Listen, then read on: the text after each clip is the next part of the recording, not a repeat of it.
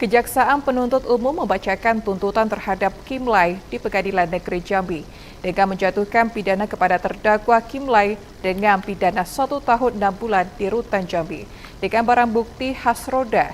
Dari hasil tersebut, Kim Lai menyatakan keberatan. Dirinya menyebut tuntutan jaksa tidak sesuai. Hal tersebut dikarenakan dirinya hanya merusak meja ahli warisnya sendiri.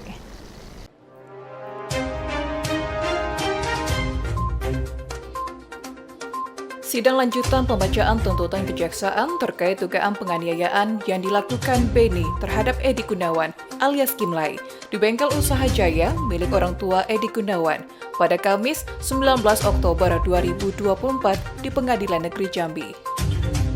Dalam sidang lanjutan tersebut, Kejaksaan Penuntut Umum membacakan tuntutan terhadap Kim Lai di Pengadilan Negeri Jambi dengan menjatuhkan pidana kepada terdakwa Kim Lai dengan pidana 1 tahun 6 bulan di Rutan Jambi dengan barang bukti khas roda. Dengan hasil, Kim Lai menyatakan keberatan. Dirinya menyebut tuntutan jaksa tidak sesuai. Hal tersebut dikarenakan dirinya hanya merusak meja ahli warisnya sendiri, bukan milik Beni. Bahkan dirinya menyebutkan ini tidak sesuai dengan pasal 406 ayat 1 KUHP, mengatur tentang tindak pidana perusakan barang milik orang lain yang berbunyi, barang siapa dengan sengaja dan melawan hukum, merusak, membinasakan, menghilangkan, atau membuat barang tidak dapat dipakai lagi, baik sebagian maupun seluruhnya, milik orang lain, dapat dihukum penjara paling lama 2 tahun 8 bulan.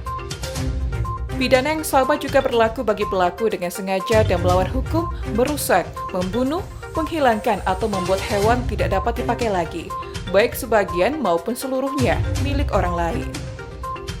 Selain itu, jika pelaku menyuruh orang lain untuk merusak barang, maka pelaku tersebut juga dapat dijerat pasal 406 KUHP.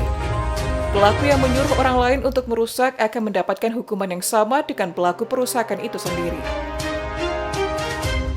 Pasal 407 KUHP mengatur tentang penghancuran atau pengerusakan ringan. Pasal tersebut menyatakan bahwa jika kerugian yang disebabkan tidak lebih besar dari Rp25, maka pelaku dapat dipidana penjara paling lama 3 bulan atau denda paling banyak Rp60. Selain itu, Kim Lai juga melaporkan Beni ke Polda Jambi atas tuduhan mencuri harta bengkel. Selanjutnya, laporan tersebut sedang dalam proses.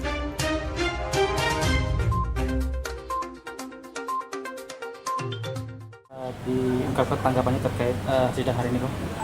Ya, sidang hari ini tuntutan jaksa kasus 406 yang dulu kejadiannya bulan berapa ya? Kalau nggak salah Agustus. Bulan Agustus si Henry melapor saya ke Polresta. Itu 2022. Tadi tuntutan 1 tahun 6 bulan. Saya juga heran. Saya duga nih jaksa semua ada permainan. Saya berani ngomong di sini. Bukti aja Henry dulu membawa parang itu mengancam kakak perempuannya. Kakak perempuan kandung ayu saya juga. Ke rumahnya, ke rumah orang lain, mengancam. Jaksanya nuntut 3 bulan. Itu membahayakan orang loh. 3 bulan. Saya lihat, saya pengerusakan, yang saya rusak harta warisan, bukan milik Henry. Tadi saya lihat jaksa juga bilang bahwa ada beli barang dari ini bulan September. Coba lihat, harta warisan saya itu kan milik orang tua, dia beli ya urusan dia, ya kan? Ada di situ sampai sekarang. Sampai sekarang masih bisa dipakai, bukan? Iya. Keberatan dengan itu. Oh iya, pasti keberatan. Buktinya, saya duga jaksa juga semua ada embel-embelnya. Pasti itu. Saya mengatakan nggak salah lagi. Yang kedua, waktu jaksa juga menuntut saya, katanya 351, barang bukti nggak ada semua, tapi saya juga bisa tersangka dan saya ditahan di LP 44 hari. Kenapa Kasipidum harus nyari saya? Untuk suruh damai. Saya nggak mau. Itu saya nggak setuju. Tapi akhirnya saya dituntut juga 1 tahun. Di putusan hakim bebas. Jaksa kasasi ditolak sama Mahkamah Agung. Saya bebas murni. Ini belum saya lakukan. Nama baik saya belum dibersihkan juga sama jaksa. Ini perintah pengadilan loh. Tidak, aku yang akan jawabnya baik putusannya sesuai dengan yang kita Ya, saya pledoi nanti minggu depan. Tadi saya mau ungkapkan itu. Saya ya istilahnya mau ngomong juga tadi, ya udah nanti kata Pada hakim saat pledoi saat pledoi nanti kita bisa sampaikan keluar. kita bisa sampaikan bukti fakta.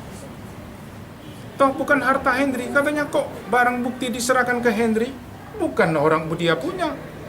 Hendri dulu bekerja di mana? Di mana? Saya kan ada saksi yang meringankan saya dulu di persidangan. Sudah ada cak. Ya kan? Rekam jejak Hendri di gimana? Saya juga udah jelas, semua nggak ada Hendri itu.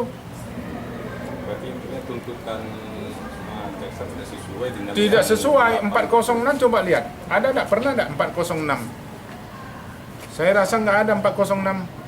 Cuma rusak meja. Ini meja juga bukan Hendri, saya punya semua. Punya waris. Dasar apa jaksa bisa nuntut saya 1 tahun 6 bulan? Kok dari status bengkel itu kan masih punya keluarga kita. masih waris. Sekarang sudah putus ingkrah. Milik kita bersama waris. Dia ada, saya ada, kakak perempuan saya ada. Itu udah jelas.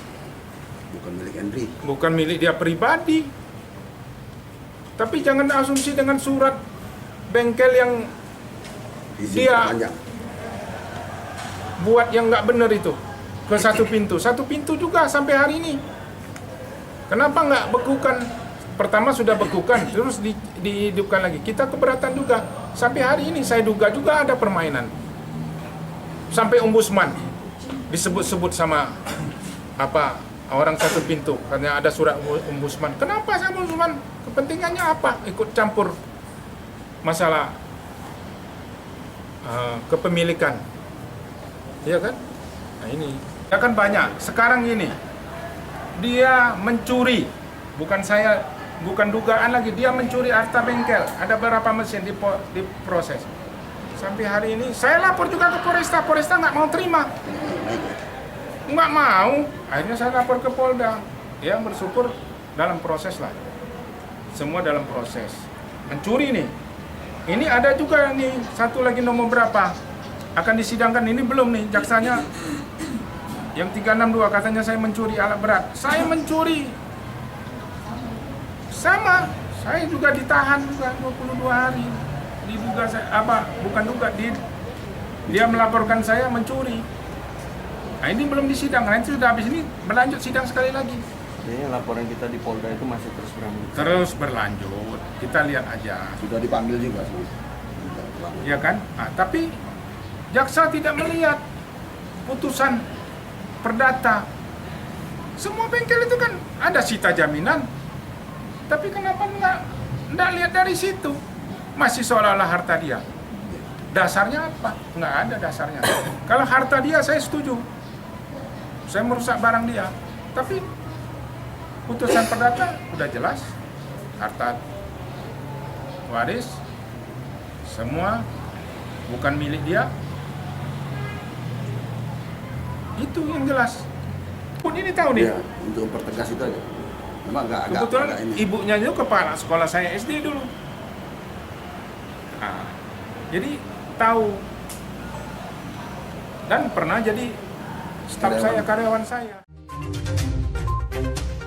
Ditambahkan oleh penasehat hukumnya, Muhammad Irfan Kartasasmita menyampaikan, dari hasil tuntutan tersebut, dirinya selaku PH akan mengajukan keberatan karena yang disampaikan itu jauh dari fakta yang ada. Dirinya akan mengupayakan dengan cara tertulis pada saat fakta persidangan. Selanjutnya, persidangan akan dilanjutkan pada Selasa 29 Oktober 2024 dengan agenda pembacaan keberatan dari terdakwa. Pada tanggal akan membantah seluruh Selasa depan lagi. Terkait dengan yang dituntut jaksa, kami merasa keberatan dan itu jauh dari kebenaran fakta yang ada. Menurut kami seperti itu, dan akan kami upayakan dengan pelayanan tulis pada tanggal 29 Oktober 2020. Diketahui di persidangan sebelumnya, pihak Edi Gunawan menghadirkan saksi ahli pakar telematika Abimanyu Wahyu Widayat,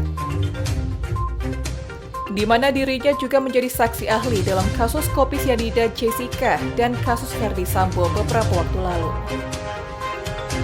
Dalam kasus ini, dirinya memberikan kesaksian berdasarkan kapasitasnya sebagai pakar telematika dan disumpah di hadapan Ketua Hakim di Pengadilan Negeri Jambi, Kamis 14 Maret 2024 lalu. Saat ditanya oleh kuasa hukum terlapor Kimlay mengenai suatu kelengkapan dalam CCTV, Abimanyu menjelaskan bahwa dalam suatu rekaman CCTV harusnya menampilkan tanggal, menit, detik, dan nama CCTV yang sedang melakukan perekaman. Namun dari rekaman CCTV, yang hal tersebut tidak menunjukkan bukti-bukti tersebut. Abimanyu Wahyu Widayat mengatakan bahwa berdasarkan bukti-bukti yang ada, seharusnya rekaman CCTV dapat menunjukkan rekamannya yang tersimpan. Apabila tidak berfungsi terjadi perekaman dan ditemui adanya rekayasa tersebut, maka kita pertanyakan apakah rekayasa terjadi di media utamanya atau media hasil rekamannya. Kendalanya yang terjadi di sini, saat dilakukan penyitaan semua hanya ada perangkat untuk perekam, yaitu DVR, harddisknya yaitu media penyimpanan, kemudian kabel. Menurutnya, barang bukti yang disita yakni flash disk, bukan menjadi media utama dalam perekaman tersebut, dikarenakan flash disk merupakan media sekunder. Dari kesaksiannya, hal tersebut mengundang unsur rekayasa dari bukti-bukti yang disita, baik dari perangkat digital, baik CCTV maupun HP.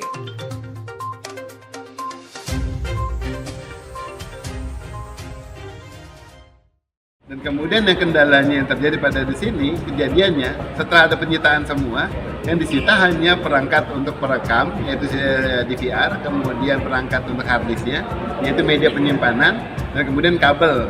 Nah, sementara alat pantaunya sendiri, yaitu kameranya, itu tidak disita.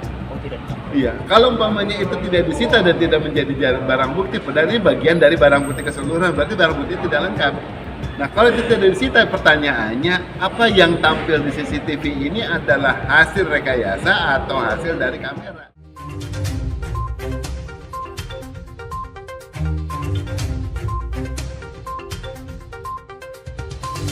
Sementara itu, Kimlay menyampaikan bahwa dirinya hanya ingin membuktikan keaslian rekaman CCTV yang direkam dari HP tersebut. Dirinya menyebutkan bahwa dari barang bukti harddisk yang seharusnya 2, hanya yang disita hanya 1, dan ada juga dugaan dilakukan penukaran. Heri Zulkifli, JEK TV, melaporkan.